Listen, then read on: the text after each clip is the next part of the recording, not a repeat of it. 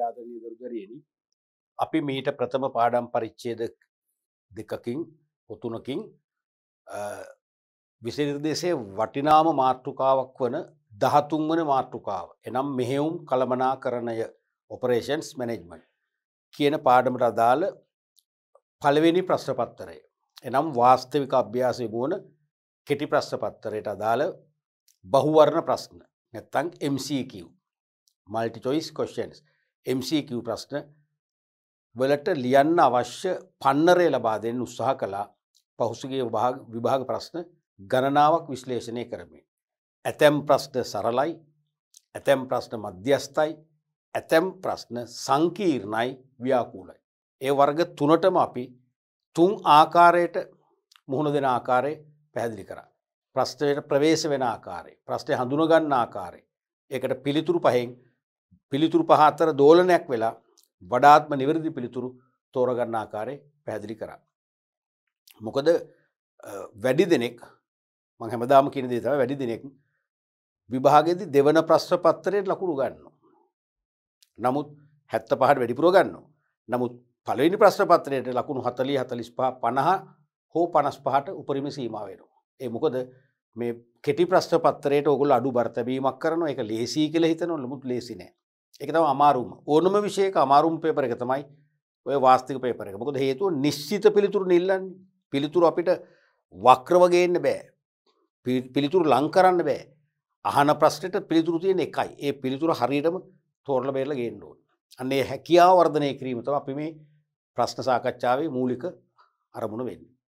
අපි අද පාඩම් පරිච්ඡේදයෙන් තව දුරටත් ඔය ව්‍යායාමයේ ඉදිරියට අරගෙන යන්න බලාපොරොත්තු වෙනවා. මුලින්ම අපි 2012 වසරේ විභාග ප්‍රශ්න සාකච්ඡා කරන්න බලාපොරොත්තු වෙනවා.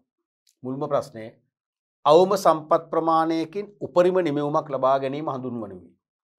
අවම සම්පත් ප්‍රමාණයකින් උපරිම නිමවුමක් ලබා ගැනීම හඳුන්වනුයි. මොකද්ද? ඵලදායීතාවය. ඵලදායකත්වයෙන් ප්‍රොඩක්ටිවිටිනේ. අඩු සම්පත් වලින් වැඩි නිමවුමක්. අවම සම්පත් වලින් උපරිම නිමවුමක් ලැබෙනවා කියන්නේ මොකද්ද? ඵලදායීතාවය හොඳයි. අපි හිතමු සම්පත් දෙකක් පාවිච්චි කරලා නිමවුම් 10ක් ඇදුවොත් අන්න ඊටාම හොඳයි. සම්පත් දෙකක් පාවිච්චි කරලා නිමවුම් එකක් නම් තත්ත්වය හොඳ නැහැ. එතකොට සම්පත් එකකින් හරියට එන නිමවුම් භාගයයි. සම්පත් එකකින් පහක් කියන්නේ එකට පහක්. ඵලදායීතාවය හොඳයි. හරිනේ. එහෙනම් අවම සම්පත් ප්‍රමාණයකින් උපරිම නිමවුමක් ලබා ගැනීම කියන්නේ ඵලදායීතාවය නැත්නම් ඵලදායකත්වය. ප්‍රොඩක්ටිවිටි. බලන්න එහෙම උත්තරයක් තියෙනවද? සැලසුම්කරණයේ ලෙස, සංවිධානකරණයේ ලෙස, සඵලදායකත්වය කියන්නේ ඵලදායකත්ව දෙකක් නේ. සඵලදායකත්වයේ ලෙස, කාර්යක්ෂමතාව ලෙස, මෙහෙයුම් ක්‍රියාවලිය ලෙස. උත්තරේ නෑ. ඔන්න ප්‍රශ්නේ. උත්තරේ නෑ. පැහැදිලිවම අවම සම්පත් වලින් උපරිම නිමවුම් ප්‍රමාණයක් ලබනවා කියන්නේ ඉහළ ඵලදායීතාවය කියන එකනේ. ඒ උත්තරේ නෑ. නමුත් ඒක වෙන ක්‍රමයකට මේකේ නැද්ද බලමු. සැලසුම් කරන්නේ වැරදි. සැලසුම් කරන කියන්නේ කළමනාකරන මූලිකාංග වල පළවෙනි මූලිකාංගය. මෙතනට සම්බන්ධයක් නෑ. සංවිධානකරණය කියන්නේ කළමනාකරන මූලිකාංග වල දෙවන මූලිකාංගය. මේකට සම්බන්ධයක් නෑ. සඵලදායකත්වය කියන්නේ මොකද්ද? සඵලදායකත්වය කියන්නේ නිවැරදි ලෙස නැත්නම් නිවැරදි දේ කිරීම. doing right things කියන එක. පී රොබින්ස්ට අනුව නැත්නම් පීටර් ඩ්‍රකර්ට අනුව සඵලදායකත්වය කියන්නේ effectiveness කියන්නේ doing right things. නිවැරදි දේ කිරීම. නිවැරදි දේ කිරීම. ඉතින් නිවැරදි දේ කිරීම. නිවැරදි දේ කිරීම. මතකයිනේ මේ කන්සෙප්ට් නිතරම අහනවනේ කළමනාකරන පාඩමේදී. මෙතනට සම්බන්ධයි. මොකද මේ සියලු පාඩම් දැන් යන්නේ ඉස්සරහට කළමනාකරණය සම්බන්ධ පාඩම්. අපි මූලික බේසික් මැනේජ්මන්ට් කළා. දැන් කරන්නේ ඔපරේෂන්ස් මැනේජ්මන්ට්. ඊට පස්සේ මාකටිං මැනේජ්මන්ට්. ඊට පස්සේ HRM human resource management. ඊට පස්සේ ෆයිනෑන්ෂල් මැනේජ්මන්ට්. ඔක්කොම කළමනාකරන විෂය තමයි දැන් යන්නේ. අනික කාර්යක්ෂමතාව ලෙස. මොකද්ද කාර්යක්ෂමතාව කියන්නේ? efficiency කියන ඉංග්‍රීසියෙන්. මොකද්ද? නිවැරදි ලෙස කටයුතු කිරීම. නිවැරදි දේ කිරීම සඵලදායකත්වය නිවැරදි ලෙස කටයුතු කිරීම. නිවැරදි ලෙස ක්‍රියා කිරීම.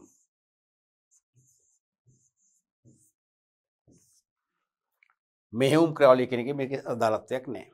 දැන් මේ තුනම ගන්න බෑනේ. මේ තුනම වැරදි. එක වැරදි, දෙක වැරදි, පහ වැරදි. 3යි 4යි තමයි උත්තරේ තියෙන්නේ සැඟවිලා. මොකද්ද වඩා හොඳ?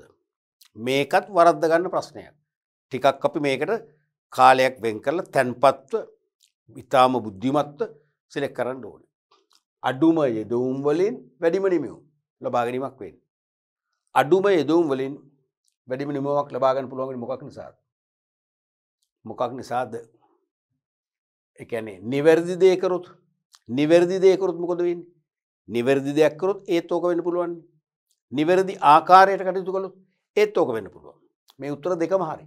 තේරුණාද? ඇත්තටම අපි කළමනාකරන පාඩමේ කතා කරා ඵලදායීතාවය නැත්නම් ඵලදායකත්වයේ මනින මිනුම් දෙකයි තියෙන්නේ. මොකද්ද?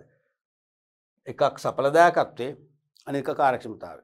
සඵලදායකත්වයේ සහ කාර්යක්ෂමතාවය කියන දෙකම නිවැරදි නම් ධනාත්මක නම් එහි ඵලය එහි සුජාත නිමවුම වෙන්නේ මොකද්ද?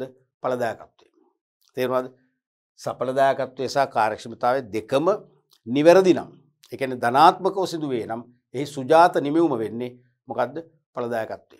එහෙනම් ඵලදායකත්වයේ මෙනීමේ මිනුම් මෙහොත් මේ දෙකම කතා කරගෙන මේ දෙකම ගන්න පුළුවන්. වඩා හරි මොකද්ද? තප්පර පහක් දෙන්න කල්පනා කරන්න බලන්න. තේරුණාද? මොකද්ද මේ දෙකම හරි. ඇයි? ඵලදායකත්වයේ මනීමේ මිනුම් දෙක මේ දෙක ඕකේ නම් ඵලදායකත්වයේ ඕකේ. ඒතර නිවැරදි දෙයක් කළත් අඩුම සම්පත් වලින් වැඩිම නිමවුමක් ගන්න පුළුවන්. නමුත් ඊට වඩා සමීප නැද්ද මේක? කාර්යක්ෂමතාවය කියන්නේ. ඇයි? නිවැරදි ලෙස ක්‍රියා කිරීම. දැන් නිවැරදි දෙයක් කරන්න ගත්තන් වැරදි ආකාරයෙන් කටයුතු කළොත් මොකද වෙන්නේ? සම්පත් නාස්ති වෙයි. තේරුණාද? නිවැරදි දෙයක් අපි තෝරගත්තත් ඒක වැරදියට ක්‍රියාත්මක කළොත් සම්පත් නාස්ති වෙයි. සම්පත් නාස්ති වෙනවා කියන්නේ උපරිම නිමවුමක් එන්නේ නැහැ. එහෙනම් අවම සම්පත් ප්‍රමාණයක් එන්නේ නැහැ. එහෙනම් සම්පත් වැඩිම පරිහරණය කළා වෙනවා. නමුත් කාර්යක්ෂමතාවය කියන්නේ නිවැරදි ලෙස ක්‍රියා කිරීම. නිවැරදි ලෙස කටයුතු කරනකොට සම්පත් නාස්ති වෙන්නේ නැහැ. එහෙනම් අන්න සම්පත් නාස්ති අඩු වෙනවා. අවම සම්පත් ප්‍රමාණයකින් වැඩිම නිමවුමක් ලබා ගන්න පුළුවන්. එහෙනම් හොඳම උත්තරේ කිව්වෙන්නේ මොකේද? 4 වෙනි එකේ කාර්යක්ෂමතාවය කියන එක. 4 යම් විදියකින් කාර්යක්ෂමතාවයේ නැතුව අපි තුන් මෙතන නායකත්වය තිබුණා කියලා. නායකත්වය තිබුණා නම් මොකද එහෙනම්? එහෙනම් ඊළඟ අසන්න උත්තරේ තෝරගන්න ඕනේ සඵලදායකත්වය. නමුත් සඵලදායකත්වය කාර්යක්ෂමතාවය දෙකම තියෙන අවස්ථාවක ඵලදායීතාවයේ සම්බන්ධයෙන් ප්‍රශ්නයක් අහනවා නම් ඒ කියන්නේ අඩුම යෙදවුම වලින් වැඩිම නිමවුම් කියන අර්ථය අහනවා නම් මේ දෙකෙන් අපි තෝරන්නේ අවිවාදයෙන්ම කාර්යක්ෂමතාවය. මොකද හොඳම දේ තෝරගත්තත් වැරදියට කටයුතු කළොත් සම්පත් නාස්ති වෙයි. එතකොට අවම සම්පත් වලින් උපරිම නිමවුම් කතාව වුරු වෙනවා. ඒකයි තර්කය නිසා කාර්යක්ෂමතාවය තමයි හරි. පැහැදිලිනේ? රයිට්. ඊළඟට සමස්ත නිෂ්පාදන ක්‍රියාවලිය එක් කාර්ය ස්ථානයකින් ඊළඟ කාර්ය ස්ථානයට රේඛීයව ගලා යන ආකාරයට සකස් කරන පිරියත. මතකයි නෝක මං හිතන කීප සැරයක් අපි කතා වුණා. සමස්ත නිෂ්පාදන ක්‍රියාවලිය එක් එක් කාර්ය ස්ථාන පසු කරමින් ගමන් කරනවා. රේඛීය ලෙස. ඒ කියන්නේ සෑම කාර්ය ස්ථානයකටම ගමන් කරනවා. අවශ්‍ය පරිවර්තනය කිරීමක් නැත්නම් වෙනස් කිරීමක් කරගන්නවා. ගිහිල්ලා අවසාන කාර්ය ස්ථානෙන් අවසන් පරිවර්තනයෙන් පස්සේ නිමි භාණ්ඩයක් වශයෙන් එළියට එනවා. රේඛීයව ගමන් කරන්නේ. පළවෙනි කාර්ය ස්ථානය, දෙවන කාර්ය ස්ථානය, තුන්වන කාර්ය ස්ථානය, අවසන් කාර්ය ස්ථානය වශයෙන්. මොකක්ද ඒ කියන්නේ? ප්‍රවාහ නිෂ්පාදනය, මහා පරිමාණ නිෂ්පාදනය. තේරුණාද? සබන් නිෂ්පාදනය, මෝටර් රථ නිෂ්පාදනය, විදුලි උපකරණ නිෂ්පාදනය වැනි දේවල් වලදී වෙන්නේ එහෙමනේ. හැම අමුද්‍රව්‍ය ටික පළවෙනි කාර්ය ස්ථානට ගිහිල්ලා වෙනසක් කරගන්නවා. දෙවන, තුන්වන, හතරවන, පස්වන ආදී වශයෙන් ගිහිල්ලා අවසන් කාර්ය ස්ථානයෙන් නිවිභාණ්ඩයක් වශයෙන් පිට වෙනවා. එහෙනම් රේඛීයව ගලාගෙන යනවා. එහෙනම් ප්‍රවාහයක් නේ. නිෂ්පාදන ප්‍රවාහයක් අපිට පේන්න ගන්නවා. නිෂ්පාදන ප්‍රවාහයක් අපිට විද්‍යාමාන වෙනවා. ඒ නිසා අපි ඒකට කියනවා ප්‍රවාහ නිෂ්පාදනය කියලා. එහෙනම් උත්තරේ ප්‍රවාහ නිෂ්පාදනය. බලමු. තියෙනවා ක්‍රියාවලි පිරියත. සකස් කර පිරියතනේ ක්‍රියාවලි පිරියත. නිෂ්පාදිත පිරියත. කුටි පිරියත. ස්ථාවර ස්ථානීය පිරියත. කාර්යබද්ධ පිරියත. මොකද්ද වඩා හොඳ? දැන් සමස්ත නිෂ්පාදන ක්‍රියාවලිය එක් කාර්ය ස්ථානයකින් ඊළඟ කාර්ය ස්ථානට රේඛීයව ගලා යන ආකාරයට නිෂ්පාදනය කළොත් ප්‍රවාහ නිෂ්පාදනය. එහෙනම් ඒක අහන්නේ ආකාරයට සකස් කරන පිරියත. ඒ ප්‍රවාහ නිෂ්පාදනය සඳහා සුදුසු ලෙස සකස් කරපු පිරියත මොකද්ද? ක්‍රියාවලි පිරියත කිව්වම ඒ කියන්නේ එකම ස්ථානයේ කාර්යයන් සියල්ල සිදු වෙනවා. ඒක අර රේඛීයව ගලාගෙන යන්නේ නැහැ. ඒක ගන්න බෑ. හරිද? ස්ථාවර ස්ථානීය. ඒ කියන්නේ මහා පරිමාණ නිමවුමක් බිහි කරන්න අවශ්‍ය යෙදවුම් සියල්ල අදාළ වැඩබිමට එකතු කරලා. එතනදී මහා පරිමාණ නිමවුම බිහි කරනවා. ඒක ගන්නත් බෑ. කාර්යබද්ධ කියන්නේ මේකමයි. මේ ක්‍රියාවලි පිරියතයි කාර්යබද්ධ දෙකම එකයි. දෙකම සමානයි. මෙන්න මේ දෙකම සමානයි. මේ දෙකම සමානයි. දෙකම එකයි. ඊට පස්සේ කුටි පිරියත ගන්න බෑ. සෙලියුලර් ලේඅවුට් ඒකෙදි වෙන්නේ සමාන හා අසමාන යන්ත්‍රෝපකරණ වෙන් කරලා නිෂ්පාදනය කරනවා. ඇඟලුම් කම්මලක රෙදි කපන යන්ත්‍ර වෙනම, රෙදි මහන යන්ත්‍ර වෙනම, අයන් කරන සෙක්ෂන් එක වෙනම. හරිනේ කුටි. ඒතර මේකේ කියන්නේ ඒක නෙවෙයි රේඛීය ගලාගෙන යනවා කියලා කියන්නේ එක දිගට. එහෙනම් ඒකත් ගන්න බෑ. හරියන්නේ මොකද්ද? නිෂ්පාදිත පිරියත. අන්න ප්‍රොඩක්ට් ලේඅවුට්. ඒකෙදි තමයි එක් එක් කාර්ය ස්ථාන පසු කරලා අවසන් කාර්ය ස්ථානෙන් නිමවීමක් වශයෙන් එළියට එන්නේ. හරිද? ඒකෙන් බිහි කරන නිෂ්පාදන ක්‍රමයට අපි කියන මොකද්ද? ප්‍රවාහ නිෂ්පාදනය. ප්‍රවාහ නිෂ්පාදනය. එමනම් මේක මහන්න පුළුවන් වෙන ක්‍රමයකට. දැන් මේකෙන් ප්‍රශ්න නිර්මාණය කරන්න. මේකෙන් ප්‍රශ්න නිර්මාණය කරන්න. තේරුණාද? මොකද්ද? ප්‍රධාන නිෂ්පාදන ක්‍රම අතුරෙන් ප්‍රවාහ නිෂ්පාදනයේට වඩාත්ම සමීපතම පිරියත වන්නේ. ප්‍රධාන නිෂ්පාදන ක්‍රම අතුරෙන් ප්‍රවාහ නිෂ්පාදන ක්‍රමයට වඩාත්ම සමීපතම නිෂ්පාදන පිරියත වන්නේ. එහුවොත් මොකක්ද උත්තරේ? නිෂ්පාදිත පිරියත. මොකද මේකේ තමයි පළවෙනි කාර්ය ස්ථානයේ, දෙවන කාර්ය ස්ථානයේ ආදී වශයෙන් ගිහිල්ලා අවසන් කාර්ය ස්ථානයේ දක්වා ගිහිල්ලා නිමවීමක් වශයෙන් පිට වෙනවා. ඒක තමයි නිෂ්පාදන ප්‍රවාහයක් සිදු වෙන්නේ. එහෙනම් ඒ ප්‍රවාහය සිදු කරන්නේ මොකෙන්ද? මොන පිරියතෙන්ද? නිෂ්පාදිත පිරියතෙන්. එහෙනම් ප්‍රවාහ නිෂ්පාදන ක්‍රමයට වඩාත්ම යෝග්‍යතම පිරියත පහසුකම වන්නේ කියලා ඇහුවොත් උත්තරේ මොකද්ද? නිෂ්පාදිත පිරියත. නිෂ්පාදිත පිරියත. ඊළඟට කිසියම් මහා පරිමාණ නිමවුමක් බිහි කරන්න අවශ්‍ය සියලු නිෂ්පාදන සාධක නැත්නම් යෙදවුම් අදාළ නිෂ්පාදනයේ සිදු කරන ස්ථානයට ඒක රාශී කර නිෂ්පාදනයේ නිම කිරීමට අදාළ පිරියත ඇහුවොත් මොකද්ද? ස්ථාවර ස්ථානීය පිරියත. එහෙම තරක් කරන්න. ඒ වගේම සමාන හා අසමාන කාර්යයන් වෙන්ව ගොනු කර නිෂ්පාදනය කළොත් ඒකට අදාළ පිරියත ඇහුවොත් මොකද්ද? කුටි පිරියත. කුටි පිරියත. පැහැදිලිද? රයිට්. ඒතර මේක උත්තරේ 2.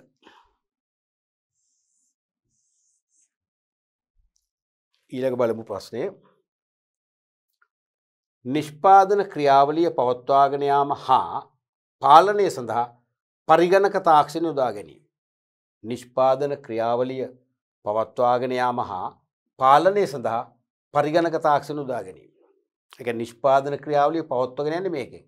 පාලනය කරන්නේත් මේකෙන්. මොකද්ද? පරිගණක තාක්ෂණ යොදාගෙන. ඒ කියන්නේ පරිගණක වැඩසටහන්. පරිගණක වැඩසටහන් හදලා තියෙනවා කම්පියුටර් ප්‍රෝග්‍රෑමර්ස්ලා. පරිගණක වැඩසටහන් සම්පාදකයෝ යම් කිසි භාණ්ඩයක් නිපදවන ක්‍රමවේදය පරිගණක වැඩසටහනකට දීලා තියෙනවා. ඒ නිෂ්පාදන ක්‍රමවේදයේ දියත් කරද්දී ඒක දුර්වලතා හඳුනාගෙන ඒක නිවැරදි කරන ක්‍රමවේදයක් හදලා තියෙනවා කම්පියුටර් ප්‍රෝග්‍රෑම් එකේ. අන්නේ ප්‍රෝග්‍රෑම් වලින් තමයි නිෂ්පාදන ක්‍රියාවලියයි ඒ නිෂ්පාදනයේ දෝෂ නිවැරදි කිරීම කියන පාලනය දෙකම හැන්ඩල් කරන්නේ ඒකේ. නම් මොකක්ද ඒකට කියන්නේ? CAM නේ මතකනේ CAM තාක්ෂණය. කම්පියුටර් ඒඩඩ් මැනුෆැක්චරින් නැත්නම් පරිගණක ආධාරක නිෂ්පාදන ක්‍රමය. පරිගණක ආධාරක නිර්මාණකරණය නෙවෙයි. ඒ CAD එකනේ. ඒ පරිගණක වැඩසටහන් භාවිතා කරලා භාණ්ඩවල නිර්මාණ බිහි කිරීමේ පරිගණක අංකිත පාලනයක් නෙවෙයිනේ. CNC කියන්නේ මොකද්ද? Computer numerical control system. Computer numerical control system. ඒ කියන්නේ යන්ත්‍රාගාරයේ තියෙන සියලු යන්ත්‍ර මෙහෙයුම් මැදිරියක නැත්නම් කාර්යාලයේ සිට පරිගණක වැඩසටහන් මගින් මෙහෙයවීම. ඒ කියන්නේ යන්ත්‍ර හසුරුවන්නේ කම්මලේ ඇතුලේ නෙවෙයි. කම්මලේ තියෙන යන්ත්‍ර හසුරුවන්නේ මෙහෙයුම් මැදිරියක ඉඳලා කාර්යාලයක ඉඳලා. ඊළඟට පරිගණක සමෝදානිත නිෂ්පාදනය. Computer integrated manufacturing. ඒකත් නෙවෙයි. මොකද ඒක අර දෙකේ එකතුවක්.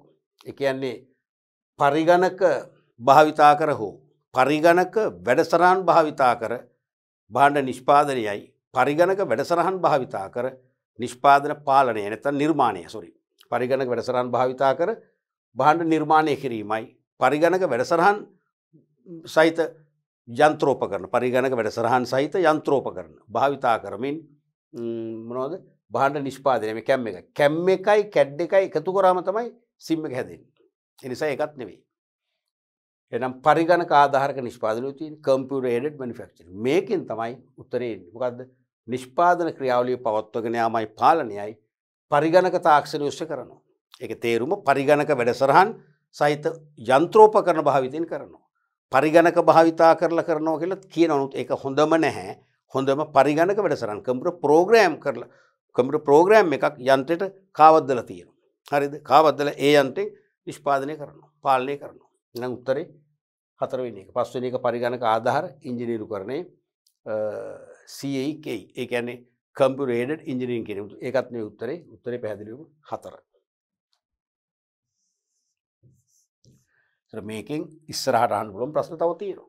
මොනවද? ඒ තමයි පරිගණක වැඩසටහන් භාවිතා කරමින් භාණ්ඩ වලට අදාළ නිර්මාණ බිහි කිරීමේ ක්‍රියාවලිය. පරිගණක වැඩසටහන් භාවිතා කරමින් භාණ්ඩ වලට අදාළ නිර්මාණ බිහි කිරීමේ ක්‍රියාවලිය ඇහුවොත් මොකක්ද උත්තරේ? පැහැදිලිවම CAD එක. computer aided designing කියන එක. පරිගණක ආධාරක නිර්මාණකරණය කියන එක. කම්හලේ පිහිටි නැත්නම් යන්ත්‍රාගාරයේ පිහිටි යන්ත්‍රෝපකරණ පරිගණක වැඩසටහන් භාවිතා කරමින් හසුරෙව්වොත් නැත්නම් මෙහෙවනවා නම් ඒකට කියන්නේ මොකද්ද? CNC පරිගණක අංකිත පාලනය. පරිගණක අංකිත පාලනය. ඒ වගේම භාණ්ඩ නිර්මාණය මෙන්ම නිෂ්පාදනය හා පාලන කටයුතු කියන දෙකම පරිගණක වැඩසටහන් සහිත යන්ත්‍රෝපකරණ ඔස්සේ කරොත් මොකද්ද? SIM එක computer integrated manufacturing පරිගණක සමුදාය නිෂ්පාදනය. වගේ ප්‍රශ්න 4ක් මේකෙන් හැදෙන්න පුළුවන්. පැහැදිලිනේ? right. අපි බලමු ඊළඟ ප්‍රශ්නය. නිෂ්පාදිතයක් නිර්මාණය කිරීමටත් නිෂ්පාදනය කිරීමටත් අදාළ සියලු අංග සමායෝජනය කිරීම හා පාලනය කිරීම සඳහා යොදා ගැනෙන පරිගණක තාක්ෂණය හඳුන්වලා බලන්නේ කොහොමද? පරිගණක තාක්ෂණය. පරිගණකෙන් නෙවෙයි කරන්නේ පරිගණක තාක්ෂණය. කම්පියුටර් ප්‍රෝග්‍රෑම් පාවිච්චි කරලා. එහෙනම් නිෂ්පාදිතයක් නිර්මාණය කරන්න. ප්‍රොඩක්ට් ඩිසයින් එකට. ඒ වගේම නිෂ්පාදනය කරන්න. නිර්මාණයයි නිෂ්පාදනය දෙකම. දැන් ඇඟලුම් වල මුලින්ම අපි ඩිසයින් කරනවනේ. ඇඳුම් විලාසිතාව ඊට පස්සේ ඇඳුම මහන්නේ. ඒ වගේ භාණ්ඩය නිර්මාණය කරන්නයි නිෂ්පාදනය කරන්නයි දෙකටම අදාළ සියලු අංග සමායෝජනය කරලා තියෙනවා. ඒ ක්‍රම දෙකම එකට ඒකාබද්ධ කරලා පාලනය කිරීමට පරිගණක තාක්ෂණය හා මුසු වූ නිෂ්පාදන ක්‍රියාවලින් භාවිතා කරොත් අපි ඒකට කියන්නේ මොකද්ද? CAD නෙවෙයි, CAM නෙවෙයි, SIM computer integrated manufacturing කියන මේ වගේ abbreviation ක්‍රමයකට උත්තර දෙන්න පුළුවන්. හරිද? දීර්ඝ ක්‍රමයකට දෙන්න පුළුවන්. CAD කියන්නේ computer aided designing ඒ කියන්නේ නිර්මාණය විතරයි. CAM කියන්නේ computer aided manufacturing ඒ කියන්නේ නිෂ්පාදනය හා පාලනය විතරයි. SIM කියන්නේ computer integrated manufacturing පරිගණක සමෝදානිත නිෂ්පාදන ක්‍රමය කියන එක. ඒක තමයි මේ දෙකම කරන්නේ. මේ දෙක එකතු. මෙන්න මේ දෙක එකතු. මෙන්න මේ දෙක එකතු තමයි. තේරෙනවද? CNC කියන්නේ computer numerical control system යන්ත්‍රාගාරයේ තියෙන සියලු යන්ත්‍රෝපකරණ පරිගණක තාක්ෂණය ඔස්සේ කාර්යාලයක හෝ මෙහෙයුම් මැදිරියක සිට හැසිරවීම. හරිද? robotics ලෙස කියන්නේ රොබෝවරු. ඒකත් රොබෝ කියන්නේ යන්ත්‍රයක්නේ. රොබෝ කියන්නේ කෘත්‍රිම මිනිහෙක්. ඒ යන්ත්‍රයට කම්පියුටර් ප්‍රෝග්‍රෑම් එක දීලා තියෙනවා. ප්‍රෝග්‍රෑම් එකේ තියෙන රාජකාරිය රොබෝ කියන යන්ත්‍රය කරනවා. දැන් මම මහා පරිමාණ මෝටර රථ නිෂ්පාදන කම්හලක රොබෝ කෙනෙක් නම් මට මාව ප්‍රෝග්‍රෑම් කරලා තියෙන්නේ. මට කරන්න රාජකාරිය පරිගණක වැඩසටහනක් මගෙන් දීලා තියෙන්නේ. වාහනේ ප්‍රොඩක්ෂන් ලයින් එකේ එක් ප්‍රොඩක්ෂන් වර්ක් ස්ටේෂන් පසු කරන් එද්දි මගේ වර්ක් ස්ටේෂන් එකට මට තියෙන්නේ මගේ පරිගණක අතින් එන්ජින් එක උස්සලා චැසියට ගන්න තියන්න. ඕක මම අපූර්වට කරනවා. හැබැයි මම ළඟට එන්න ඕනේ. ඇවිල්ලා තප්පර 5ක මගේ තියෙනවා. ඊට පස්සේ එන්ජින් එක ඉස්සරහට ගිහිල්ලා එන්ජින් එකේ නට් අද කිරීම වෙනම කරනවා මැනුවල්. ඊළඟ එකම අයෙත් මම අර රාජකාරියම කරනවා. ඒක තමයි රොබෝටික්ස් තාක්ෂණික රොබෝ බොරු දා ගැනීම කියන්නේ. එහෙනම් පැහැදිලිම උත්තරේ මොකද්ද මේකේ? SIM එක. ඒ කියන්නේ පරිගණක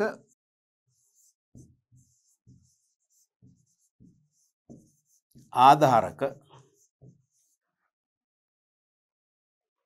නෑනේ. ආධාරක නෙවෙයිනේ. පරිගණක සමෝදානිත. පරිගණක ආධාර මේකනේ කම්පියුටර් එඩඩ් මේ කම්පියුටර් ඉන්ටග්‍රේටඩ් මැනුෆැක්චරින් කම්පියුටර් දැකද කම්පියුටර් ඉන්ටග්‍රේටඩ් මැනුෆැක්චරින් තේරෙනවද පරිගණක සමෝදානිත පරිගණක සමෝදානිත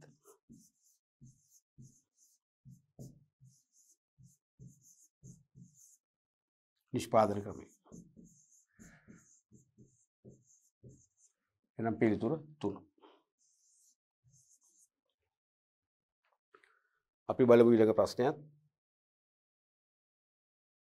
මෙහෙයුම් ක්‍රියාවලියට අදාළ කම්හල් පිරියත ක්‍රම x තීරුවේද ඒවාට අදාළ හැඳින්වීම y තීරුවේද වේ. මෙහෙයුම් ක්‍රියාවලියට අදාළ කම්හල් පිරියත ක්‍රම ඒ කියන්නේ factory layout system x තීරුවේ තියෙන පිරියත ක්‍රම ඒවට අදාළ හැඳින්වීම y තීරුවේද වේ. දැන් මේක විභාගයට යොමු වෙච්ච ප්‍රශ්නයක් වුණාට මේක වැරදුණු ප්‍රශ්නයක්. control in chief ට ඒකට වැරදුණා.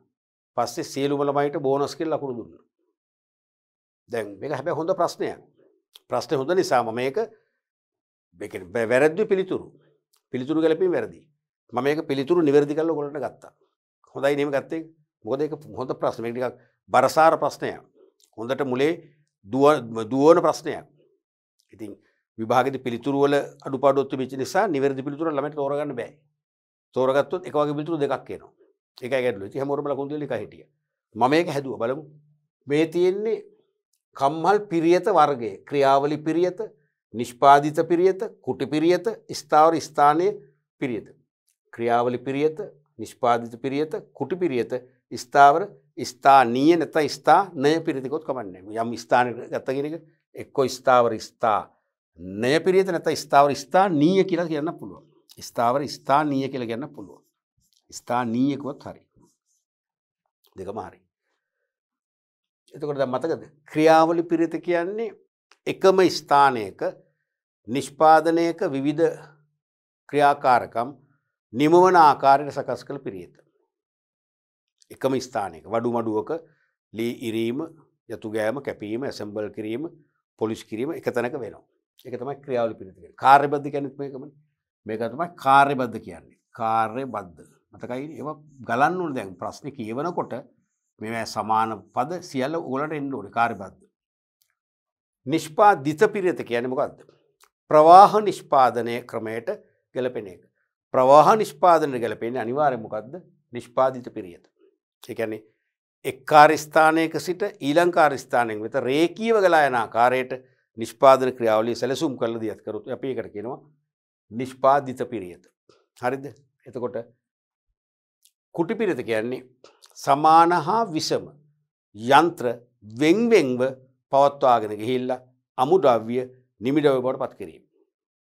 දැන් හොඳ උදාහරණයක් ඇඟලුම් කම්මලක රෙදි කැපීම, මැසීම, අයන් කිරීම, ඇසුරුම් කිරීම තැන් හතරක සිදු වෙනවා. එහෙනම් ඒක මොකද්ද? කුටි හතරක්. ස්ථාවර ස්ථානය පිරිත නැත්නම් ස්ථාවර ස්ථානීය පිරිත කියන්නේ මහා පරිමාණව භාණ්ඩයන් නිපදවන්න අවශ්‍ය යෙදවුම් නිෂ්පාදන සාධක අදාළ භාණ්ඩේ නිෂ්පාදනය කරන ස්ථානයට ඒක රාශී කරලා භාණ්ඩේ නිම කරන එක.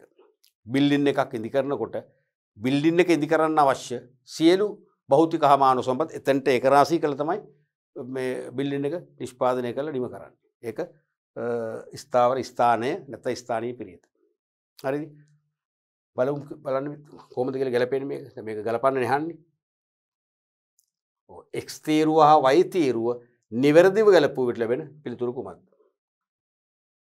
එක සමාන යන්ත්‍ර එක් ස්ථානයකට ඒකරාශී කර නිෂ්පාදන කටයුතු සිදු කිරීම. මොකක්ද හැගෙන්නේ? එක සමාන යන්ත්‍ර එක් ස්ථානයකට ඒකරාශී කරනවා. එක සමානයි. මොකක්ද කියන්නේ? කුටිනේ කුටි වලද වෙන්නේ සමාන යන්ත්‍ර දැන් මහාන ඇඟලුම් කම්මලක මහාන මැෂින් ටික එක සෙක්ෂන් එකකට සීමා කරනවා. එක කුටියක්. ඩිසයිනින් කරන අයට අවශ්‍ය පරිගණක සහ පරිගණක මෙවලම් ටික දීලා ඒගොල්ලෝ වෙනම තැනකට යොමු කරනවා. ඒක තව කුටියක්. රෙදි කපන යන්ත්‍ර තියෙන කටින් මැෂින් 3ද 4ද 5ද ඒ ටික ඒ 4 5 දෙනා එක තැනකට යොමු කරනවා. කුටිනේ. එහෙනම් මේකට හරියන කුටි පිරියත කියන එක. ඒ කියන්නේ මං හිතන්නේ මේකට එන්නේ ඒ වලට කොහොමද උත්තරය අරන් තියෙන්නේ. ඔය ඒ කියලානේ. එහෙනම් ඒ වලට එන්නේ එක නිෂ්පාදනයේ එක් එක් කාර්ය සම්පූර්ණ කිරීමට අවශ්‍ය සියලු පහසුකම් එකම ස්ථානයක සිදුවන ආකාරයට පිළිල කිරීම. නිෂ්පාදනයේ එක් එක් කාර්ය සම්පූර්ණ කිරීමට අවශ්‍ය සියලු පහසුකම් එකම ස්ථානයක. මොකද වඩු කතාව එකම ස්ථාන හැම දෙයක්ම වෙන්නේ. ඒ මොකද්ද? ක්‍රියාවලි පිරියත. ක්‍රියාවලි පිරියත. ක්‍රියාවලි පිරියත. ඒ කියන්නේ මොකද්ද? මේකනේ ඉස්සෙල්ලා අපි වැරද්දුනේ නේද? එක සමානයන්ට එක් ස්ථානයකට ඒකරාශී කර නිෂ්පාදන කටයුතු සිදු කිරීම.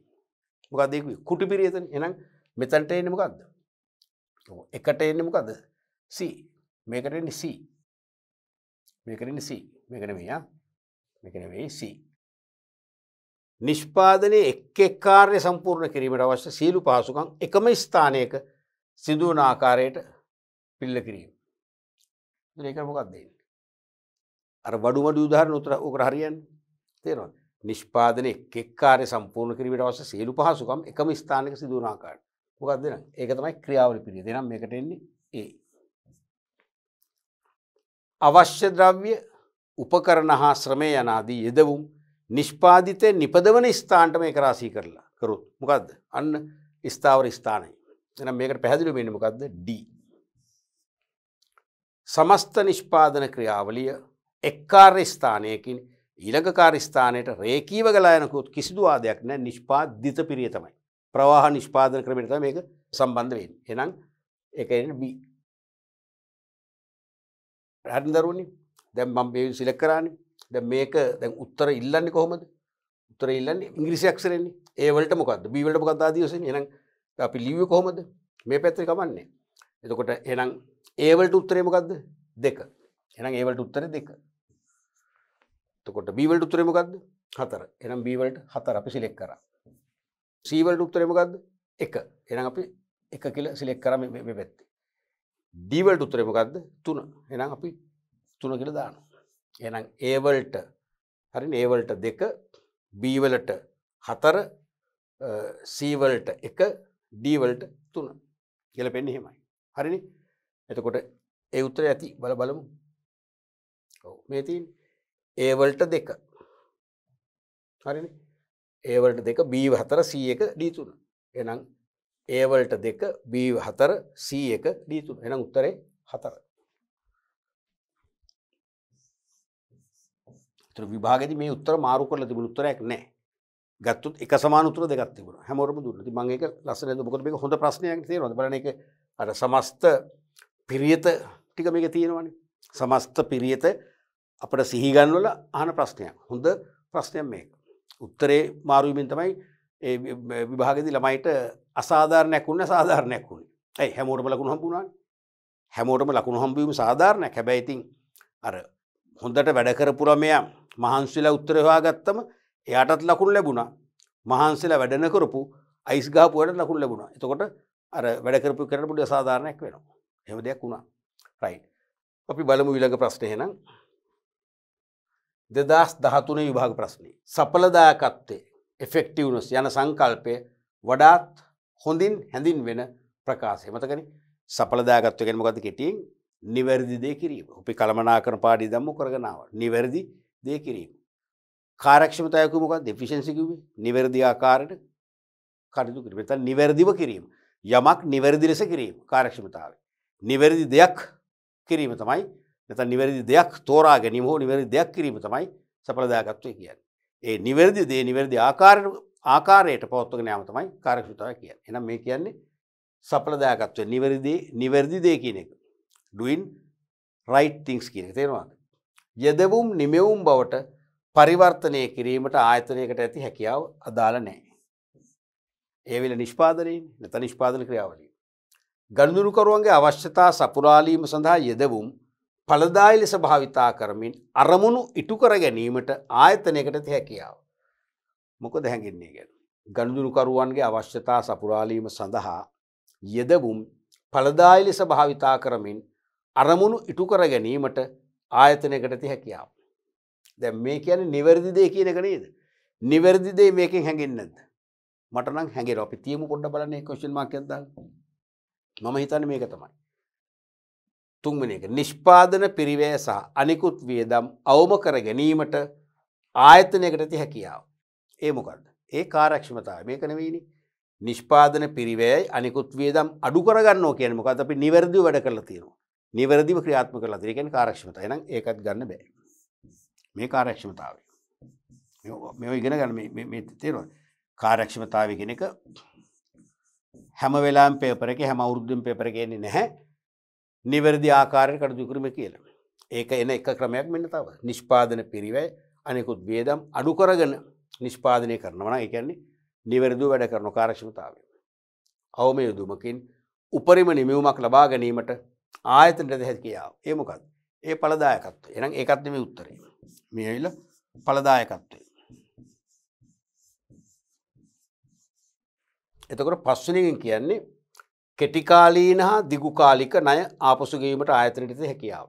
කෙටිකාලීන හා දිගුකාලික නැත්නම් දිගුකාලීන කිව්වොත් කමක් නැහැ. දෙකම හරි. දිගුකාලීන. කෙටිකාලීන හා දිගුකාලික නැත්නම් දිගුකාලීන ණය ආපසු ගෙවීමට ආයතනයට හැකියාව. ඒක සම්බන්ධද මේකට? සඵලදායකත්වයට සම්බන්ධ නැති වෙන්නත් බෑ. වක්‍රෝ සම්බන්ධයක් තියෙනවා. ඒ කියන්නේ කෙටිකාලීන හා දිගුකාලික ණය ආපසු ගෙවීමේ හැකියාව තියෙනවා කියන්නේ නිවැරදි දෙයක් කරපු කතාවක් තියෙනවනේ. වැරදි දෙයක් කරා නම් ණය ගෙවන්න හැකියාව ලැබෙන්නේ නැහැනේ. නිවැරදි දෙයක් කරොත් තමයි ලාභ ලැබෙන්නේ. ණය ගෙවන්න පුළුවන්. හැබැයි නමුත් වඩා ගැළපෙන්නේ මොකද්ද? නිවැරදි දේ නිවැරදි ආකාරයට ක්‍රියාත්මක කරොත් තමයි ලාභ ලැබෙන්නේ. නිසා මොකද මේක වඩා කාර්යක්ෂමතාවයට හරි මේක. දැන් මේක කාර්යක්ෂමතාව කියලා වුණා මේක ගන්න පුළුවන්. නිසා අපි මේකත් අයින් කරමු. තේරෙනවනේ? ඈතින් ගත්තොත් මේක හරි. ඒ කියන්නේ නිවැරදි දෙයක් කරොත් නේ අපිට ලාභ ලබන්න පුළුවන්. නමුත් නිවැරදි දේ තෝරගෙන වැරදි ආකාරයෙන් කළොත් ලාභ ලැබෙන්නේ නැහැ නේ. අන්න ඒක තමයි ප්‍රශ්නේ. එහෙනම් මේකෙන් වඩා කියවෙන්නේ කාර්යක්ෂමතාවය. අපි ඒකත් අයින් කරමු එහෙනම්. එහෙනම් මොකක්ද උත්තරේ? දැන් මේක වැරදි, මේක වැරදි, මේක වැරදි, මේක වැරදි. මං සැකයට කිව්වනේ මේක තමයි උත්තරේ. සඵලදායකත්වයේ සංකල්පය වඩාත් හොඳින් හැඳින්වෙන ප්‍රකාශය. මොකද ගනුදෙනුකරුවන්ගේ අවශ්‍යතා සපුරාලීම සඳහා යෙදවුම් ඵලදායී ලෙස භාවිතා කරමින් අරමුණු ඉටු කර ගැනීමට ආයතනයකට ඇති හැකියාව. හරිනේ? ගනුදෙනුකරුවන්ගේ අවශ්‍යතා සපුරාලීම සඳහා යෙදවුම් ඵලදායී ලෙස භාවිතා කරමින් අරමුණු ඉටු කර ගැනීමට ආයතනයට ඇති හැකියාව. එහෙනම් අවශ්‍යතා සපුරාලමින් ආයතනයේ අරමුණු ඉෂ්ට කරගන්න හැකියාවක් තියෙනවා නම් ඒ කියන්නේ මොකද්ද? නිවැරදි දෙයක් කරා කියන අර්ථයක තියෙනවා. නිවැරදි දේ කිරීම කියන අර්ථය තියෙනවා. එහෙනම් සඵලදායකත්වයට වඩා ගැලපෙන්නේ දෙවෙනි උත්තරේ. ඒක බොහොම පරිස්සමින් ටිකක් කියවන්න ඕනේ. කියවීම අවුල් වුණොත් තමන්ගේ ඔළුව අවුල් වෙලා උත්තර දෙක තුනකට තමන්ගේ මනස වැඩ කරන්න පුළුවන් නෑ. උත්තරේ මනස නතර වෙන්න මෙතනමයි. පැහැදිලිද? අපි බලමු ඊළඟ ප්‍රශ්නයත්. පහත් සඳහන් අවස්ථා තුරෙන් ජිට් තොග පාලන ක්‍රමය වඩාත්ම යෝග්‍ය වන්නේ ජිට් just in time. ඒ කියන්නේ මෙහෙයුම් ක්‍රියාවලිය සිදුවන විටම තොග ලබා ගැනීම. කලින් තොග ලබාගෙන ගබඩා කරලා නිකුත් කිරීමක් නැහැ.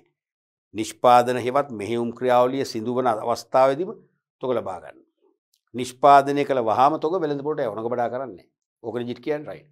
මේ ක්‍රමය වඩාත් යෝග්‍යත වෙන්නේ තොග යල්පැනීම පිළිබඳ අවධානම ඉහළ මට්ටමක පවතින විට.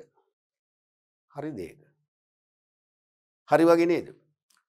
තොග යල්පැනීම පිළිබඳ අවධානම ඉහළ මට්ටමක පවතින විට. ඔව්. තොග යල්පැනීම ඉක්මන් නම් යල්පැනීමේ අවධානම ඉක්මන් නම් ඒවා ගබඩා කරලා තියාගන්න එක තරම් හොඳ නැහැ. හිතන්නකෝ 5 star hotel එකක් තරු පහේ සංචාර හෝටලයට පපාය ගස් ලැබු ඒ වගේම තව මොනවද පයින්ඇපල් අන්නාසි වැනි පළතුරු අවශ්‍ය වෙනවා. විශේෂම විදේශ සංචාරකයෝ ලංකාවේ පළතුරු වලට කැමැත්තක් දක්වනවානේ. ඒ පළතුරු ඉක්මනට ඉදෙනවානේ. ඉක්මනට නරක වෙනවා. ඒ පළතුරු කඩද්දි සමාට බිම වටුනොත් එහෙම තැලෙනවානේ. ඒ තැලිච්ච පැත්ත අනිවාර්යයෙන්ම කුණු වෙනවානේ. ගස් ලැබුවල විශේෂයෙන්ම අඹවල තේරෙනවද? ඒ නිසා ඒ පළතුරු අපිට විශාල වශයෙන් ගත්තොත් අඩු මිලට ගන්න පුළුවන්. අරගෙන අපේ ගබඩාවල සීතාගාරවල තියාගන්න පුළුවන්. නමුත් සීතාගාරය තිබුවම සමහර පළතුරු මොකද වෙන්නේ? එළියට අරන් පෑ භාගයක් යනකොට පාට වෙනස් වෙනවා. ඒ නිසා නැවුම් බව නැති වෙන කොහොම හරි. නැවුම් බව නැති වෙනවා. ඉක්මනින් නැශ්‍ය වෙනවා. හොඳම දේ මොකක්ද? දිනපතා ගන්න එක. දිනපතා අවශ්‍ය පළතුරු සැපයුම් දාමයක් හදා ගන්නවා. සප්ලයි චේන් එකක් හදාගෙන සැපයුම් කරන එක ගිවිසගෙන අපි ඔන් කෝල් නැත්තම් ඔන් ඊමේල් මෙසේජ් එකට අපිට ගෙන්න ගන්න පුළුවන් වෙනවා. එතකොට හැමදාම අපි දෙන්නේ නැවුම් පළතුරු. නැස්ය වීම පාඩුවක් මුකුත් නෑ. තේරුණාද? එහෙනම් තොග යල්පැනීම පිළිබඳ අවධානම ඉහළ නම් ඉක්මනින් යල්පැනීම ඉහළ නම් තොග රැස් කරගන්න එක හොඳම නෑ. ජිට් ක්‍රමය තමයි හොඳ වෙන්නේ. පැහැදිලිව මම හිතනවා මේක තමයි උත්තරේ. මම 99%ක්ම විශ්වාස කරනවා මේක තමයි උත්තරේ. එහෙම කියලා 99.9ක් විශ්වාස වුණත් මේ හතර කියවන්නද කියවන්න ඕනේ. අනිවාර්යෙන් එහෙම පරිචයක් අපි හදාගන්න. උතුරින් තමයි දෙත වරදින. කොහොම කිව්වත් මම කොහොම කිව්වත් මීට වඩා හොඳ අර්ථයක් තියෙන උත්තරයක් තිබෙන්න පුළුවන්. තිබීමේ චූටි සම්භාවිතාවයක් තියෙනවා. අපි ඒකත් හොයලම උත්තරේ ෆයිනලයිස් කරමු. ගෝලීයකරණයේ බලපෑම වැඩි වෙන විට.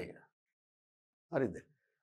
නෑනේ ගෝලීයකරණයේ බලපෑම වැඩි වෙන විට අපි තෝග රැස් කරගන්න එපා. ගෝලීයකරණයේ බලපෑම එක තව රටවල තරංකරු ව්‍යාපාරිකෝ තියෙන තෝග මිලදී අරන් රැස් කරගන්න ඕන. අපිට තෝග නැති වෙනවනේ. එහෙනම් අපි රැස් කරන්න ඕනේ. එන ජිට් එක හරියන්නේ නැහැ. ඒක සම්පූර්ණ වැරදි. නිෂ්පාදකයා සහ සැපයුම්කරු අතර පවත්නා සම්බන්ධතාව දුර්වලව පවතින විටය. නිෂ්පාදකයයි සැපයුම්කරු අතර පවත්නා සම්බන්ධතාවය දුර්වලයි. සම්බන්ධතාවය දුර්වල නම් ස්ටෑන්ඩ් බයි තෝග රැස් කරගන්න ඕනේ. ජිට් ක්‍රමය හරියන්නේ නැහැ. සම්බන්ධතාවය දුර්වල කියන්නේ එක්ක අපි අතර විරසකයක් නැත්නම් අපිට sannivedana පහසුකම් එක්ක sannivedana මාධ්‍යයන් එක්ක සම්බන්ධ කරගන්න අමාරු විටින් විට විධිමත් sannivedana පහසුකම් නැහැ විටින් විට තමයි අපි මුණ සම්බන්ධ වෙන්නේ. එහෙනම් අනිවාර්යයෙන්ම රැස් කරගන්න ඕනේ. ජිට් ක්‍රමය හරියන්නේ නැහැ. ඒකත් වැරදි.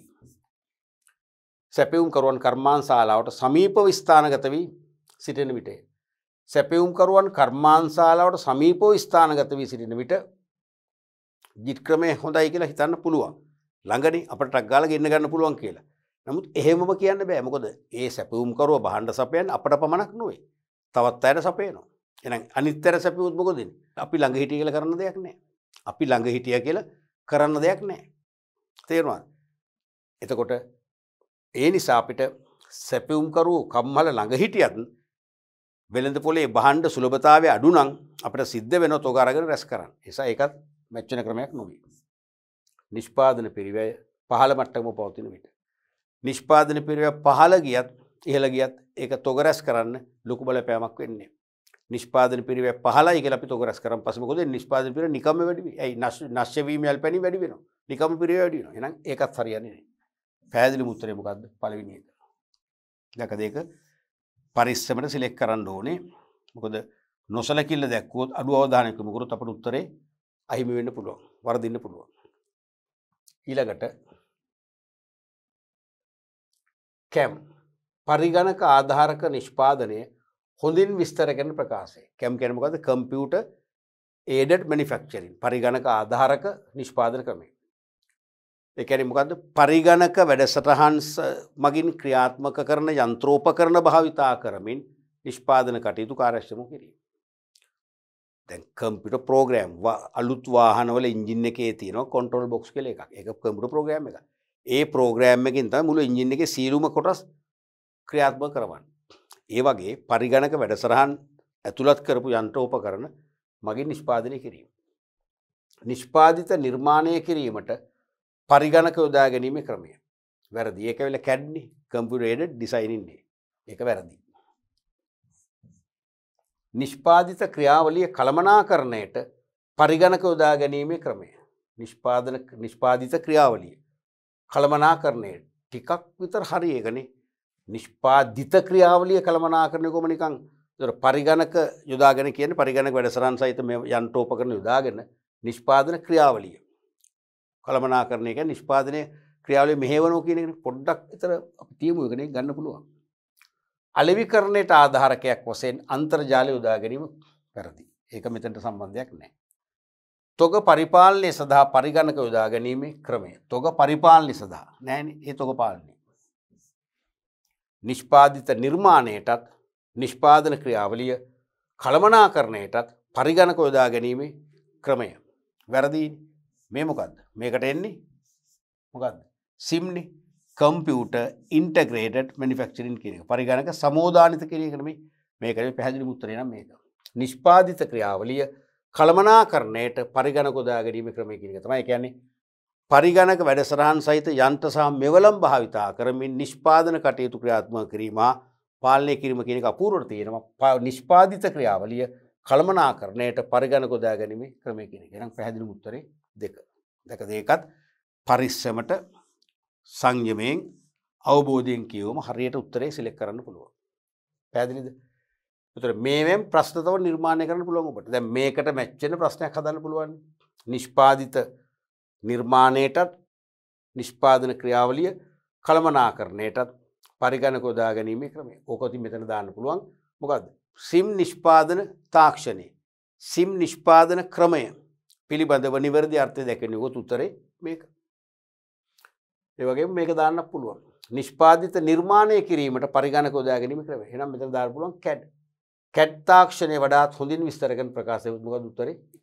ඒ වගේ මේ ප්‍රශ්නය තුලින් තව ප්‍රශ්න ඔබ මොකද කරන්නේ? එළියට ගන්න ඕනේ. එළියට ගන්නවා කියන්නේ ඔබ මේ විශේෂ සංකල්ප හොඳින් ධාරණය කරගන්නවා. ධාරණය කරගන්නව නෙවෙයි ස්වයංක්‍රීයව ඔබ තුල මේ විශේෂ සංකල්ප ධාරණය වෙනවා. මේ විශේෂ සංකල්ප ඔබේ මතක ගබඩාවේ තැන්පත් වෙනවා ස්වයංක්‍රීයව. ඉබේම ඔබ කිසිදු මහන්සියක් නැතුව ඒක වෙනවා. පාඩම් කරා වෙනවා. අපි බලමු ඊළඟ ප්‍රශ්නයත්. සජිත් වෙබ් අඩවි නිෂ්පාදනය කිරීමේ ව්‍යාපාරයක හිමිකරුවෙක්. සජිත් කියන පුද්ගලයා වෙබ් අඩවි මොකද ඉන්ටර්නෙට් එකේ වෙබ්සයිට් ක්‍රියේට් කරන්න හැමෝටම බෑ. ඒක නිර්මාණශීලී පුද්ගලෙක් වෙන්න ඕනේ. පරිගණක තාක්ෂණ දැනුම තිබුණාට මදි. එයා ක්‍රියේටිව් පර්සන් කෙනෙක් වෙන්න ඕනේ. එහෙනම් සජිත් වෙබ් අඩවි නිෂ්පාදනය කිරීමේ ව්‍යාපාරයක හිමිකරුවෙක්. ව්‍යාපාර ආයතන, පාසල්, උසස් අධ්‍යාපන ආයතන ගණනාවක් සඳහා වෙබ් අඩවි නිර්මාණය කර දීමෙන් ඔහු ජනප්‍රියත්වයට පත් වී සිටී. හරිනේ. එහෙනම් විවිධ ව්‍යාපාර, පාසල්, විශ්වවිද්‍යාල උසස් අධ්‍යාපන ආයතන වලට වෙබ් අඩවි නිර්මාණය කරලා කීර්තියක් දිනාගෙන තියෙනවා, ජනප්‍රිය වෙලා තියෙනවා. සජිත්ගේ ව්‍යාපාරය යොදා ගන්නා නිෂ්පාදන ක්‍රමය මොකක්ද? කාර්ය නිෂ්පාදනය නැත්නම් ඇනෝම් කියන එක, ජොබ් ප්‍රොඩක්ෂන් කියන එක, කාර්ය කියන්නේ ඇනෝම් නිෂ්පාදනය කියන එකමයි. ඇනෝම් ඒ කියන්නේ අපි ඉල්ලීමක් අනුව අපේ අවශ්‍යතාවය අනුව කරන නිෂ්පාදනය. කාණ්ඩ නිෂ්පාදනය ගනුදෙනු කරන කණ්ඩායමකගේ ඕනෑපාකම් අනුව කරන නිෂ්පාදනය. ප්‍රවාහ නිෂ්පාදනය මහා පරිමාණයෙන් කරන නිෂ්පාදනය. කැම් පරිගණක ආධාරක නිෂ්පාදනය. මේ නිෂ්පාදන ක්‍රම තේරෙනවද? මේ නිෂ්පාදන තාක්ෂණය එහෙමනේ. කම්පියුටර් එඩඩ් මැනුෆැක්චරින් පරිගණක වැඩසටහන් සහිත යන්ත්‍ර යොදාගෙන නිෂ්පාදනය කිරීම. සිම් පරිගණක සමෝදානිත නිෂ්පාදනය නැත්නම් සමෝදානික දෙකම හරි නිෂ්පාදනය. කම්පියුටර් ඉන්ටග්‍රේටඩ් මැනුෆැක්චරින් ඒකත් නිෂ්පාදන තාක්ෂණ ක්‍රමයක්. අහන්නේ නිෂ්පාදන ක්‍රමයනේ. ක්‍රමය නම් මේ තුන වෙන්න ඕනේ. මේ දෙකම වැරදි. එතකොට මේ තුනෙන් එකක් මොකද්ද? යම් පාසලකට අවශ්‍ය වෙබ්සයිට් එකක් හදන්නේ මෙයාට ඕන එක හදලා හරියන්නේ නැහැනේ. පාසලේ විදුහල්පතිවරයා හෝ නැත්නම් පාසලක ඉන්න තාක්ෂණ වේදයේ පැත්තේ උගන්වන විශේෂඥ ගුරුවරු වෙන්න පුළුවන් කියලා අපිට මෙන්න මේ වගේ අවශ්‍යතා සම්පූර්ණ කරන වෙබ්සයිට් එකක් හදලා දෙන්න. එහෙනම් අපේ අවශ්‍යතාවයට අපේ ඉල්ලීමට කරන්නේ මොකද්ද? කාර්ය නිෂ්පාදනය තමයි. ඇනෝම් නිෂ්පාදනය. පැහැදිලිවම එක. පැහැදිලිවම එක. අපි ඊළඟ ප්‍රශ්නේ බලමු. රොෂාන් ඉදිකිරීමේ ව්‍යාපාරයක හිමිකරුවෙක්. ඒ කියන්නේ ඉදිකිරීම කොන්ත්‍රාත් කරන ව්‍යාපාරයක්නේ. ඉදිකිරීම ව්‍යාපාරයක හිමිකරුවෙක්. ඔහු මෑතකදී නිවාස සංකීර්ණයක් ඉදිකිරීමේ කොන්ත්‍රාත්තුවක් බාරගෙන ඇත. හවුසින් කම්ප්ලෙක්ස් එකක්. නිවාස සංකීර්ණයක්. ඒ කියන්නේ කුඩා පරිමාණද නෑ මහා පරිමාණ කාර්යයක්. මෙම ඉදිකිරීමේ ව්‍යාපෘතිය සඳහා වඩාත් සුදුසු පිරියත කුමක්ද? හරිම ලේසි. මතක් වෙනවද මොකද්ද? කුටි පිරියත. නෑ. කුටි කිව්වම හරිය. කුටි කියන්නේ රැගලුම් කම්මලක් වගේ මොකද්ද? ස්ථාවර ස්ථානීය. ස්ථාවර ස්ථානීය. ක්‍රියාවලි පිරියත නෙවෙයිනේ. ක්‍රියාවලි පිරියත වෙන්නේ නිෂ්පාදනයක සෑම අවස්ථාවකම එකම ශාලාවක නිමෝන ආකාරයට ස්ථාපිත කරු පිරියත. මේක එහෙම එකක් නෙවෙයිනේ. නිෂ්පාදිත පිරියත කියන්නේ එක් කාර්ය ස්ථානයකින් ඊළඟ කාර්ය ස්ථානට රේඛීව ගලා යන ආකාරයට සකස් කළ පිරියත. ඒ කියන්නේ ප්‍රවාහ නිෂ්පාදනයට ගැලපෙන එක ඕකනේ. ඒක නෙවෙයි. කුටි පිරියත කියන්නේ සමාන යන්ත්‍ර සමාන කාර්යයන් වෙන් කරලා ගොනු කරනවා. දැන් ඇඟලුම් කම්මලක රෙදි මහාන යන්ත්‍ර සහ මහාන පිරිස එක තැනකට දානවා. රෙදි කපන යන්ත්‍ර සහ කපන පිරිස කටර්ස්ලා එක තැනකට දානවා. ඒකනේ කුටි පිරිත කිව්වේ. ස්ථාවර ස්ථානීය කියන්නේ ෆික්ස් පොසිෂන් ලේඅවුට් කියන්නේ අන්න මහා පරිමාණ දැවැන්ත නිෂ්පාදිතයක් බිහි කරන්න අවශ්‍ය නිෂ්පාදන සම්පත් ඒ නිෂ්පාදිතය බිහි කරන ස්ථානයට ඒක රාශී කරලා හදනවා. අනං ඉදිකිරීම කරන්නේ නිවාස සංකීර්ණය. හවුසින් කම්ප්ලෙක්ස් එකක්. එහෙනම් ඒකට දැවැන්ත වැඩක්. එහෙනම් අවශ්‍ය සියලුම බිල්ඩින් මැටීරියල්ස්, සියලුම සේවකයින්, සියලුම උපකරණ, ඔය මික්සර් මැෂින්, සියලුම උපකරණ එතන ගෙනල්ලා තමයි කරන්න ඕනේ. එහෙනම් ඒකට හරියන්නේ එකම දේ ස්ථාවර ස්ථානීය ක්‍රම. එකලස් කිරීම පිළිවෙත හරියන්නේ නැහැ. එකලස් කිරීම පිළිවෙත කියන්නේ මේකම තමයි. මොකද්ද? නිෂ්පාදිත පිළිවෙතම තමයි. හරිනේ. එහෙනම් උත්තරේ 4. උත්තරේ 4. මේක මැහුවොත් අනිත් පැත්තට ගහලා. අපි තුන් පහත දැක්වෙන පිළිවෙත ක්‍රම අතුරෙන් ප්‍රවාහ නිෂ්පාදන ක්‍රමයට වඩාත් ගැළපෙන පිළිවෙත. එහුවොත් මොකක්ද උත්තරේ? ප්‍රවාහ නිෂ්පාදන ක්‍රමයට වඩාත් ගැළපෙන එකම පිළිතුර මොකක්ද? නිෂ්පාදිත පිළිවෙත. මොකද නිෂ්පාදන ප්‍රවාහයක් සිදු කරන්න පුළුවන් නිෂ්පාදිත පිළිවෙතේ පමණයි. එක් එක් කාර්ය ස්ථාන රේඛීයව ගලාගෙන යන ආකාරයට එක් එක් කාර්ය ස්ථාන නැත්නම් රේඛීයව ගලාගෙන යන පරිදි එක් එක් කාර්ය ස්ථාන පසු කරමින් සෑම කාර්ය ස්ථානයකදීම යෙදවුම කිසියම් දුරකට වෙනසකට පරිවර්තනයට ලක් කරමින් අවසන් කාර්ය ස්ථානයෙන් පිට වෙනවා. නිමියුමක් ඔස්සේ. ඒක තමයි හරියන්නේ. එහෙනම් ප්‍රවාහ නිෂ්පාදනයට ගැලපෙන එකම ක්‍රමය නිෂ්පාදිත පිළිවෙත. තේරුණාද? ඊළඟ කෙලින්ම උදාහරණයක් දීලා අහන්න පුළුවන්. ඇඟලුම් කම්හලකට වඩාත් ගැලපෙන පිළිවෙත ඇහුවොත් මොකද්ද? අනිවාර්යයෙන්ම කුඩු පිළිවෙත. මොකද ඒකේ සමාන දැන් ඇඟලුම් කම්හල තියෙන තේමනේ. කටින් ඩිපාර්ට්මන්ට්, සෝවින් ඩිපාර්ට්මන්ට්, මහානාංශය, හෘදි කපනාංශය, ඩිසයිනින් ඩිපාර්ට්මන්ට්. ඒ කියන්නේ එක එක ඇඳුම් විලාසිතා නිර්මාණය කරන අංශය, පැකින් ඩිපාර්ට්මන්ට්, අයන් කළ පැක් කරන අංශනේ කුටි. ඒ වගේ මේ ප්‍රශ්نين අපිට තවත් ප්‍රශ්න ප්‍රතිනිර්මාණය වෙන්නට ඕනේ. අපි බලමු ඊළඟ ප්‍රශ්නයත්. මහා පරිමාණ නිෂ්පාදන ආයතනවල සංකීර්ණ හා දෘඪ කාර්යයන් ඉටු කිරීම සඳහා යොදා ගැනෙන තාක්ෂණය හඳුන්වන්නේ. මහා පරිමාණ නිෂ්පාදන ආයතනවල සංකීර්ණ හා දෘಢ කියන්නේ hard work කාර්ය ඉටු කිරීම සඳහා යොදා ගැනෙන තාක්ෂණය හඳුන්වන්නේ. මොකක් කියලාද තියෙන්නේ? CAMද, CADද, SIMද ඒකක් අන්නේ මොකද්ද? robotics, රොබෝ තාක්ෂණය. CAD තාක්ෂණය ලෙස, CAM තාක්ෂණය ලෙස, රොබෝ තාක්ෂණය ලෙස CNC, SIM. මොකක්ද උත්තරේ? රොබෝ. මොකද දෘಢ කාර්යයන් දැන් මෝටරත නිෂ්පාදනය කරන කම්හලක ඇත්තටම එන්ජින් එකක් උස්සනවා කියන එක බොහොම අමාරු වැඩක් නේ. දැන් අපේ රට අපි දැකලා තියෙනවා ගරාජ් වලදී එන්ජින් එකක් අර ඕවර්ෝල් රිපෙයාර් කරන එළියට ගන්නවානේ. එන්ජින් එකේ අර නට් ගලවලා නට් ඉවත් කරලා උඩට දානවා ලොකු යකඩ බාර් එකක්. ඊට පස්සේ උඩින් දානවා පොඩි මොකද්ද කියන්නේ කරකවල ගන්න. නැත්තම් මිනිස්සු කීප දෙනෙක් උස්සලා අරන් හරි වේසත් පැය ගාණක් යන එන්ජින් එක බරයිනේ. නමුත් රොබෝ කියන්නේ කෘතිම මිනිහෙක්. කෘතිම මිනිසා කියන යන්ත්‍රයක්. හරිද? ඒ රොබෝට ප්‍රෝග්‍රෑම් එකක් දීලා තියෙනවා. උඹ මෙන්න මේ වැඩේ කරපන් කියලා. තේරුණාද? පරිගණක වැඩසටහනෙන් එයාට උපදෙස් දෙනවා. මෙන්න මේ දේ ඔබ කළ යුතුයි. තේරුණාද? එහෙමනම් මම රොබෝ කෙනෙක් නම් මම රොබෝ යාන්ත්‍රික මිනිසෙක් නම් මට ප්‍රෝග්‍රෑම් එකෙන් කියන්නේ ඔබේ සමීපයට චෙසි එක ආවම එන්ජින් එක අරගෙන චෙසි ඉස්සරහා පැත්තේ නියමතන තියපන් කියලා තමයි මට උපදෙස් දීලා තියෙන්නේ. මම මේ වැඩේ කරනවා. කිසිදු මහන්සියක් නැන්නේ. යකඩ අතක් නරන් තිබ්බා.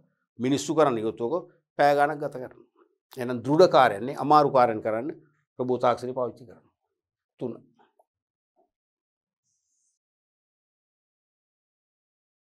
අපි ඊළඟ ප්‍රශ්නෙත් බලමු. 2014 විභාග ප්‍රශ්න. පහත සඳහන් කරුණු වලින් නිෂ්පාදන ක්‍රියාවලි තීරණවලට බලපෑමක් ඇති නොකරන සාධකය වන්නේ. පහත සඳහන් කරුණු වලින් නිෂ්පාදන ක්‍රියාවලි තීරණවලට බලපෑමක් ඇති නොකරන සාධක වන්නේ. ප්‍රශ්නේ පැහැදිලිද? පැහැදිලි නැත්නම් එකවරක් බැරි නම් දෙවරක්, බැරි නම් තෙවරක්, නැත්නම් සිව්වරක්.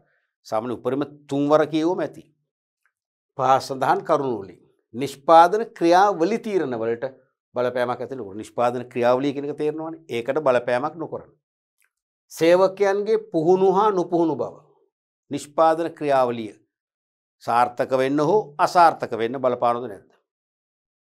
බලපානවද නැද්ද? බලපානවා. සේවකයන්ගේ පුහුණු හා නොපුහුණු බව. පුහුණු සේවකයෝ නම් නිෂ්පාදන ක්‍රියාවලිය කාර්යක්ෂම කරන්න, නිවැරදිව කරගෙන යන්න, වේගයෙන් කරන්න, දායක වෙනවා. නුපුහුණු අය නම් නිෂ්පාදන ක්‍රියාවලිය අඩපණ වෙන්න පුළුවන්. නිෂ්පාදන ක්‍රියාවලිය වේගය නැති වෙන්න පුළුවන්. එහෙනම් ඒක අනිවාර්යෙන් බලපානවා.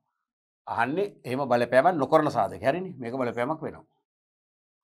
අවශ්‍ය උපකරණ වර්ග. ඕ නිෂ්පාදන ක්‍රියාවලිය සක්‍රිය කරන අවශ්‍ය උපකරණ 5ක්ද 5ම අවශ්‍යයි. 4ක් තිබිලා හරියන්නේ. 4 මාරක් තිබිලා හරියන්නේ. එහෙනම් ඒකත් බලපෑමක් වෙනවා. අවශ්‍ය උපකරණ තිබුණොත් ක්‍රියාවලිය සුමටව යනවා නැත්නම් ක්‍රියාවලිය අඩපණ වෙනවා. නිපද විය හැකි නිෂ්පාදන වර්ග. මොකද කියන්නේ? නිපද විය හැකි නිෂ්පාදන වර්ගත් බලපෑමක් වෙනවා. දැන් නිපද විය හැකි නිෂ්පාදන වර්ග පමණක් හදනවා නම් නිෂ්පාදන ක්‍රියාවලිය සාර්ථකව ඔපරේට් කරන්න යන්න පුළුවන්. නමුත් නිපද විය හැකි නිෂ්පාදන නෙවෙයි නිපදවන්න බැරි නිෂ්පාදිත නැත්නම් නිෂ්පාදන බහන්න හදන්න දුන්නොත් අන්න අවුල් වෙනවා. මේකත් හරි. මේකත් බලපෑමක් වෙනවා. සංවිධානයේ සතු වාහන ප්‍රමාණය. මොකද කියන්නේ?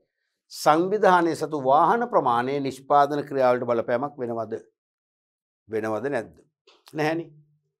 සංවිධානයේ සතු වාහන වලින් නිෂ්පාදන ක්‍රියාවලිය තීරණය වෙන්නේ නැහැනේ.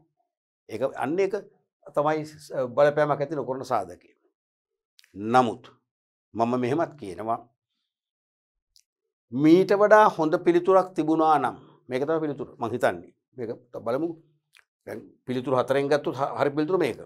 ගැළපෙන පිළිතුර. ඒ කියන්නේ බලපෑමක් ඇති නොකරන එක. දැන් පිළිතුරු 4 නිසා මේක හරි කියමුකෝ. පස්වෙනි පිළිතුරේ මීට වඩා ඍජු සමීප උත්තරයක් තිබුණා අපි මේකත් අයින් කරලා දානවා. ඇයි හේතුව? සංවිධානය සතු වාහන ප්‍රමාණය නිෂ්පාදන ක්‍රියාවලි තීරණ වලට බලපෑමක් වෙන්න පුළුවන් වක්‍රව. ඈතින්. ඇයි? අවශ්‍ය යෙදවුම් ගෙන්වන්නේ සංවිධානයේම වාහන වලින් නම්. සංවිධානයේ වාහන සංඛ්‍යාව ටිකයි නම්. ඒකිනුත් භාගයක් දැන් ආපදාවන්ට ලක් වෙලා අලුත් වැඩයක් කරමින් තියෙනවා නම්. මොකද වෙන්නේ? අන්න යෙදවුම් ගෙන්නවා ගැනීම ප්‍රශ්නයක් වෙනවා. එක්ක යෙදවුම් ගෙන්නන්න පමා වෙනවා නිෂ්පාදන ක්‍රියාවලිය නැහිටිනවා. එක්ක යෙදවුම් බාහිර ප්‍රවාහන මාධ්‍යයක් මගින් වැඩි ප්‍රවාහන පිරිවැයක් දාලා ගෙන්න ගන්න වෙනවා. නිෂ්පාදන පිරිවෙ හෙලියනවා. අන්න බලපෑමක් වෙනවා. එහෙම ගන්න පුළුවන් වක්‍රව. නමුත් අපි මෙතන බලමුකෝ. භාවිත කිරීමට සිදුවන මෙහෙයුම් පිරියත සැලසුම් වර්ග. භාවිත කරන්න සිදුවන මෙහෙයුම් පිරියත. ඒ කියන්නේ කම්මල් පිරියත වර්ගයක් බලපෑමක් කරනවා. කම්මල් පිරියත නිවැරදිව ස්ථාපිත කරොත් නිෂ්පාදන ක්‍රියාවලිය කාර්යක්ෂමයි නැත්නම් අකාර්යක්ෂමයි. ඒකත් හරියටම හරි බලපෑමක් වෙනවා. එහෙනම් දැනට ගන්න තියෙන උත්තරේ මොකද්ද? මේක තමයි බලපෑමක් නොවන එක. මේක තමයි බලපෑමක් නොවන එකනේ. ආයතනයේ වාහන පොඩි ලොකුයි වාහන ගොඩක් තිබුණා කියලා නිෂ්පාදන ක්‍රියාවලිය වේගවත් වෙන්නේ නැහැ නේ. තේරුණාද? right. එහෙනම් උත්තරේ 4. ටිකක් පරිස්සමින්ව කියවන්න ඕනේ. එක කෝණ වලින් අහන ප්‍රශ්න ඔය. ඊළඟ ප්‍රශ්නේ පරිගණක ආධාරක නිර්මාණකරණය CAD නිසා ඇති නොවන වාසිය. පරිගණක ආධාරක නිර්මාණ ක්‍රමය. computer aided designing. computer aided designing නිසා ඇති නොවන වාසිය. දැන් පරිගණක ආධාර නිර්මාණකරණය මගින් අනිවාර්යයෙන්ම හොඳ නිර්මාණ බිහි වෙනවා. නිර්මාණකරණය පහසු වෙනවා. නිර්මාණකරණයට යන වියදම අඩු වෙනවා. දැන් මිනිස් ශ්‍රමයෙන් ඒ දවස්වල නිර්මාණ කරද්දී ලොකු මුදලක් අය කරානේ. ඒක හැමෝටම කරන්න බෑනේ. ඒ කෙනෙක්ගේ දක්ෂතාවයෙන් උපන් හැකියාවනේ. දැන් පරිගණක තාක්ෂණ පරිගණක තියෙනවා නම් කලාත්මක ඥානයක් තිබුණත් නැතත් තේරෙනවද? නිර්මාණශීලී ඥානයක් තිබුණත් නැතත් පරිගණක එලව අපට ඕන දෙයක් කරගන්න පුළුවන්. එහෙනම් අපතේ අඩුවීම. පරිගණක ආධාර නිර්මාණකරණ නිසා අපතේ අඩු වෙන්න පුළුවන්. නිවැරදිව නිර්මාණය කරනවා. හරිද? ඒ නිර්මාණයට අවශ්‍ය ද්‍රව්‍යත් ඇස්තමේන්තු කරනවා. එහෙනම් අපතේ අනිවාර්යයෙන්ම අඩු වෙනවා. නාස්තිය අඩු වෙනවා. ඒක හරි. අහන්නේ නිසා ඇති වන වාසිය නෙවෙයි ඇති නොවන වාසිය. වාසිය කියන්නේ අවාසිය අහන්නේ. ඇති නොවන වාසිය කියන්නේ අවාසිය. මේ අහන්නේ අවාසිය. අපතේ අඩුවීම හරි. ශූන්‍ය දෝෂ නිෂ්පාදක බිහිවීමත් හරි. හරියට භාණ්ඩේ ඩිසයින් කරාම නිර්මාණය කරාම ද්‍රව්‍ය ඇස්තමේන්තු කළා අනිවාර්යයෙන්ම දෝෂ ඇති වෙන්නේ නැහැ. ඒකත් හරි. නිෂ්පාදනයේ වේගවත් වීම ඒකත් හරි. හරියට නිෂ්පාදිතේ නිර්මාණය කරා නම් ඒ නිර්මාණය කියන්නේ සැලසුම් කරා නම් ඒ සැලැස්ම අනුව නිෂ්පාදනය වේගයෙන් කරන්න පුළුවන්. සේව්‍ය සේවක සබඳතා වර්ධනය වීම. ඒක හරියද? පරිගණක ආධාරක නිර්මාණ ක්‍රමයේ මගින් සේව්‍ය සේකෝසබතා වර්ධනය වෙන්නේ නැහැ. කොහෙත්ම වෙන්නේ නැහැ. දැන් පරිගණක තාක්ෂණයේ දියුණු වෙන්න පෙර ලංකාවේ විවිධ කලාකරුවෝ හිටියා නිර්මාණ කටයුතු කරන. අපේ ටියුෂන් ගුරුවරු විශාල පිරිසක් තමන්ගේ අර ආකර්ශනීය කවර වලට නිර්මාණයක් කරගන්න, පුවත්පතක ප්‍රචාරණ දැන්වීම නිර්මාණය කරගන්න ගියා ගාල්ලේ හිටිය වගේ කෙනෙක්. මමත් ගියා. අති දක්ෂ පුද්ගලයා. සමහරට යාට සති දෙකක් අපි දුන්නම දෙකේම වැඩ කරන්නේ නැහැ. අපේ වැඩේ කරලා නැහැ. හැබැයි ඔළුව වැඩ කරන යම් විදියට. එයා විවේක ලැබෙන හැම වෙලාවෙම මේක රයිට් මට මේක දුන්න අසවලා මම මේ වගේ නිර්මාණයක් කරේ අයිඩියා එක තියෙනවා. අපි ගියන් පස්සේ ඉතින් හිනාවේ කියන ඔහොම නෑ ඔබ කරන්න බෑ මමත් මිනිස්සෙක් තාම කරන්න හිතුවත් නෑ තව සතියක් දෙන්න ඕක කියලා අපි ටික කේන්ති ගස්සලා කොප කරලා හරි සර් චුට්ටක් ඉතින් තේ එකක් බොන්න දෙනවා අම්මා විනාඩි 5ක් කියන එක විනාඩි 5කට කරලා දෙනවා. අර සති දෙකේම නොකරපු දෙයක්. ක්‍රියා හරිම ක්‍රියේටිව් මිනිස්සෙක්. තේරෙනවද?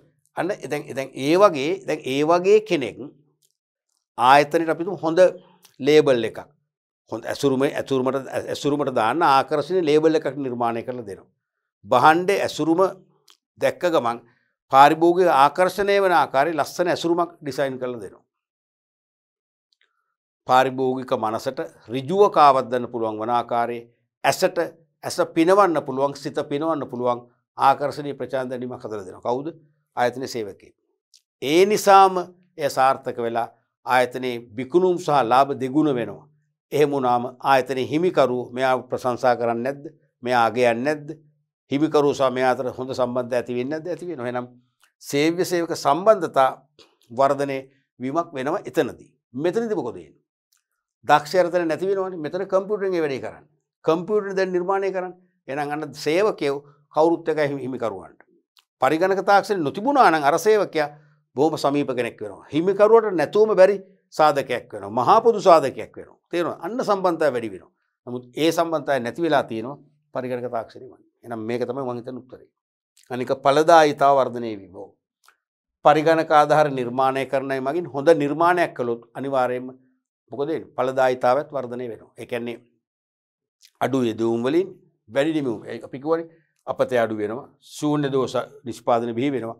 කියන්නේ ප්‍රොඩක්ටිවිටි එක වැඩි වෙනවා. අඩු යෙදවුම් වලින් වැඩි නිමවුම් බිහි කරන්න පුළුවන්. එහෙනම් ඒකත් හරි. එහෙනම් හරි නොවන වැරදි එක මේකයි. මේක තමයි උත්තරේ. උත්තරේ 4. පැහැදිලිනේ?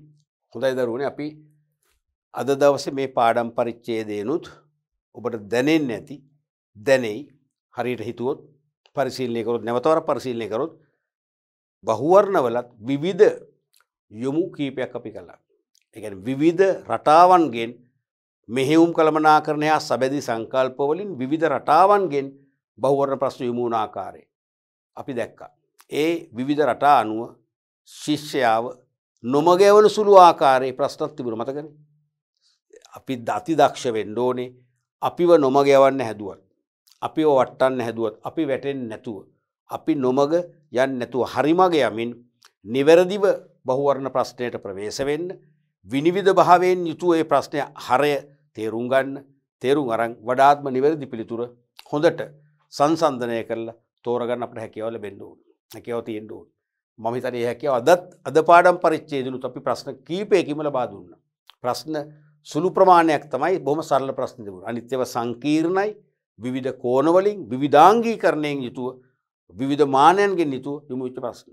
මම හිතන්නේ දැන් මේ ප්‍රශ්න විශ්ලේෂණයත් එක්ක ඔබට ඕනෑම බහුවර්ණ ප්‍රශ්නයකට සාර්ථකව නොබියව සැහැල්ලුවෙන් මුහුණ දීම හැකියාව මම හිතන්නේ දැන් නම් තියෙන්නම ඕනේ.